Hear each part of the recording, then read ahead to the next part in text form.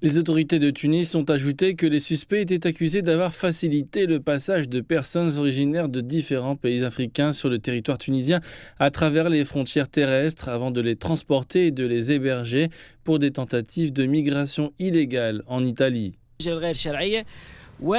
L'arrestation de ces individus étrangers a permis aux forces de sécurité de découvrir et de démanteler un réseau criminel qui faisait passer des migrants de l'Afrique subsaharienne vers la Tunisie.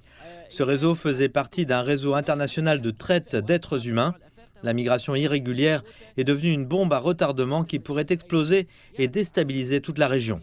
Selon le Haut Commissariat des Nations Unies pour les réfugiés, l'Italie a accueilli plus de 56 000 migrants en 2023, dont environ 27 000 sont arrivés par la Tunisie. Malgré les efforts de Tunis pour enrayer le phénomène, le pays d'Afrique du Nord reste l'un des principaux points de départ des sans-papiers. Les réseaux de traite d'êtres humains sont bien organisés et s'étendent à toute l'Afrique. Le voyage risqué des migrants commence dans les pays d'Afrique subsaharienne. Ils atteignent la Tunisie à partir de la Libye et de l'Algérie voisine.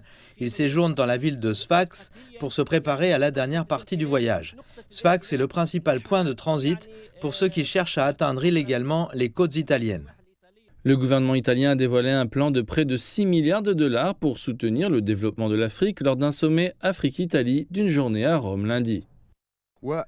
Les autorités tunisiennes ont adopté des mesures rigoureuses pour s'attaquer à l'aspect sécuritaire du problème de la migration irrégulière. Il incombe maintenant à l'Italie et à ses partenaires européens de s'attaquer aux aspects sociaux et économiques en investissant dans le développement économique afin de fournir des emplois et de la stabilité aux migrants qui cherchent une vie meilleure. Le président tunisien Kais Saïed a souligné lors du sommet Afrique-Italie la nécessité d'éliminer les causes de la migration irrégulière vers l'Europe par le biais d'une solution collective. Le chef d'État a déclaré que la solution à la migration irrégulière ne pouvait être individuelle mais devait être collective, soulignant que la solution ne devait pas non plus être basée sur la sécurité. Monsieur Saïd a déclaré que des organisations criminelles étaient à l'origine du phénomène de traite d'êtres humains et d'organes. Le président a ajouté que les Tunisiens ne permettraient pas à leur pays de devenir une terre de transit ou d'installation pour les migrants irréguliers.